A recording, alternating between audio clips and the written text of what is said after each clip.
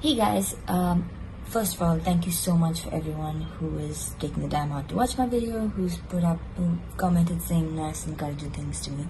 Very sweet of y'all. A couple of things that I wanted to say was that I'm not really looking for advice from these videos. I'm not looking for help as to how to handle my depression. I have my doctors and I have lots of people I'm talking to, and I'm sort of handling that as best as I can. I'm putting up these videos because I want to have a discussion with you guys. I find that my thoughts and my views on these things are shaped and based on the experiences that I've had and what I've lived through and what I've seen in my life, and that is like this much. And so when you have a discussion with people, whether you agree with them or you don't agree with them, whether they change your mind or they don't change your mind, whether you change their mind, what happens is that you're sort of forced to track back and trace back why you have your own opinions and your own ideas. And I find that that's something that's really important to do from time to time, to reevaluate why you think what you think about the things that you do. So that's why I want to have this discussion. And I feel like I don't really get bothered by what people say, I guess, in the sense that from before and now after my depression, I sort of give people the benefit of doubt. A lot of people say things that they don't mean, sometimes because they don't know. And I find that only when you create a safe space for people to ask the questions that they want to ask, to contradict you when you say something, to see why you're saying what you're saying, and for them to say why they're saying what they're saying, is when you get somewhere. So I want to be not defensive about questions or opinions or things that you might have to say about the different topics that I will bring up eventually. I know I can promise you that I will read your comment, and I will try and create a safe space for you. So that's one. The second thing is that everything that I'm going to be at least for the first a whole bunch of videos that I'll be taking you through my journey, and these are things that I thought and felt at that point. I've grown from there. I don't think and feel those things anymore. Some of them are similar. I mean, my point is that I'm usually taking you through my mistakes. And so know that those are the points to discuss. Those are I went through a process and I may have messed things up. I'm trying to recreate that process for you so we can discuss it. And you don't have to talk about it in respect to me. I'm talking about it in respect to me because that's all I know. You can talk about it hypothetically. You want to share, you can share. You don't want to share, don't share. But let's have a conversation. Hello. Sorry it took so long for this next video. This is harder than I thought it was. But I got these earpods, so hopefully audio quality will be better, and I am trying to be more articulate. So a lot of people ask why I'm depressed, and that is not something I can answer properly because I don't exactly know. In the past few years I've been piecing it together, but I can't give you a straight answer as to why I'm depressed. So we'll get into that later. Today I wanted to talk to you about my privilege. The last video was not cut off, it was intentional. And I wanted to start by laying out what my privileges are. For those of you who don't know me personally, you know me because I'm Aamir Khan's daughter, and therefore you know those sets of privileges that I have. I'm financially well off, and I've always had everything that I could possibly need and probably more. In terms of those of you who know me personally, you also know that I have a strong support system, in the sense that my family's always been there for me, my parents have always been there for me. They don't put any pressure on us, they're very encouraging. I know that if anything were to happen, I could without any hesitation go to my parents, and they will always be there for me. So that, I think, is another privilege, to know that you have people to go to talk to if something were to happen. The next thing that I wanted to talk about is that I have a 10-minute speech, 3 things that I would say to myself that are sort of ingrained into my thinking to deal with anything and everything that came my way.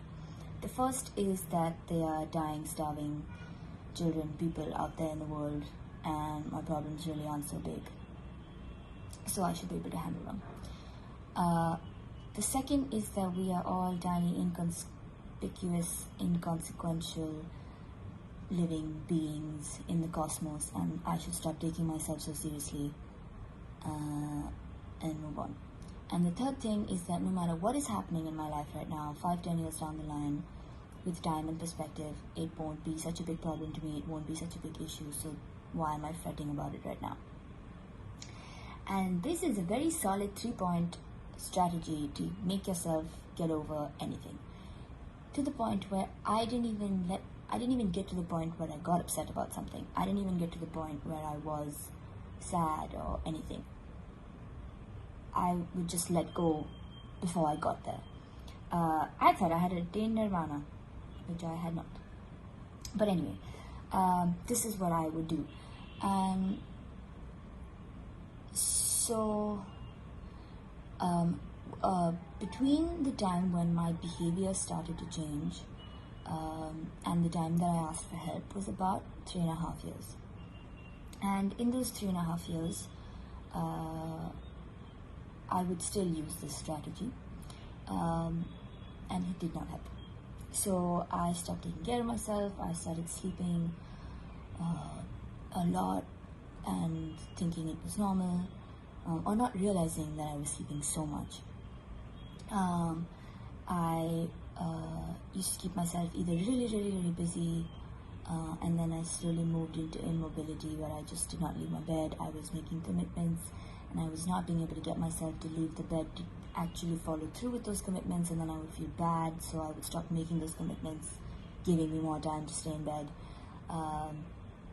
I started to isolate because I didn't want to be in a bad mood around my friends. I used to have a lot of control over my emotions, but suddenly I didn't have that control anymore, and I didn't want to unnecessarily put them in a bad mood, because there was no reason for me to be in this bad mood, so there's no point telling them, there's no point talking to them. What will they say to me?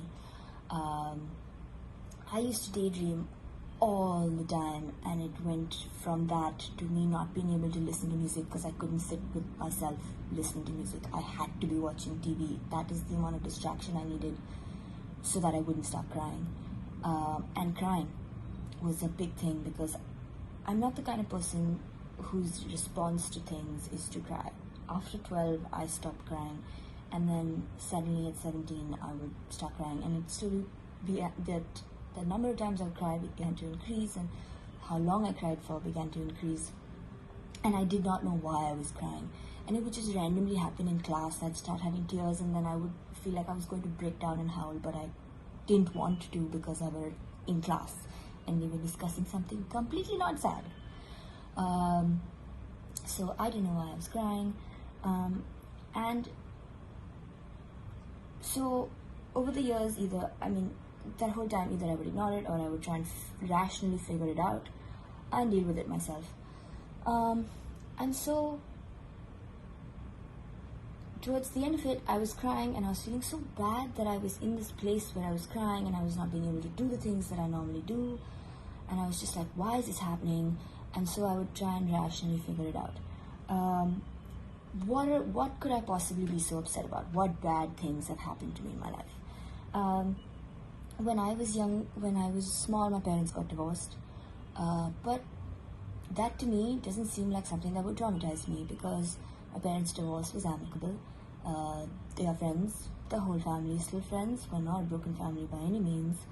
My parents were very good about being parents to Janelle and me even after the divorce. And when people would say, oh, I'm so sorry to hear about, your parents being divorced, I'd be like, what are you talking about? Why is it? It's not a bad thing. Another privilege. I didn't realize that it was a sad thing. It could, it could be something that could scar you. It didn't scar me. I don't remember most of it, but I always felt like my parents' divorce is not something that bothered me. So that can't be a reason why I'm feeling so sad. When I was 6, I got tuberculosis, and now, I've watched my dad's episode on Satyam Vijayate, and I know that you can get TB, and then strains of TB that are incurable, and you have to cut your lungs out, and it's all horrible. But I had TB outside my lungs, and I had regular TB, and I went to the hospital for 4 days and got to bunk school and watch TV all day. So for me, it was not such a big deal. It didn't scar me so much. So, I got lucky. Pretty easily dealt with that. Not something that would make me feel so terrible today. When I was 14, I was sexually harassed, abused. And that was a slightly odd situation in the sense that I didn't know whether the person knew what they were doing. I sort of knew them. I didn't want to bring it up. It wasn't happening every day. So it took me about a year to be sure that they knew what they were doing and that is what they were doing. And immediately I wrote my parents an email and I got myself out of that situation. And once I was out of that situation, I didn't feel so bad anymore. I wasn't scared. I felt like this is not happening to me anymore and it's over. And I moved on and I let go.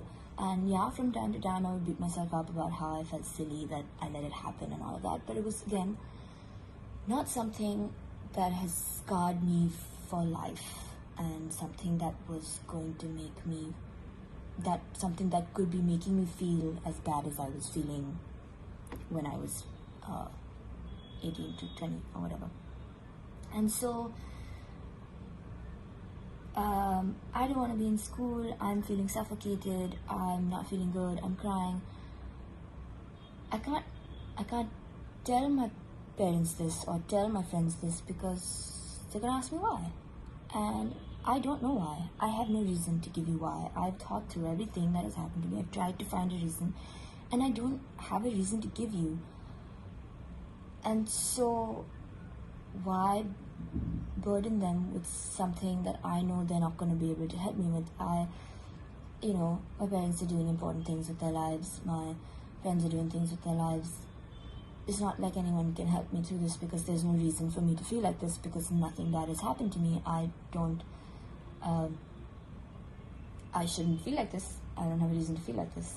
And so my own sense of privilege, I guess, or my own sense of feeling that I had to have a good enough reason to feel like this made me not talk to anyone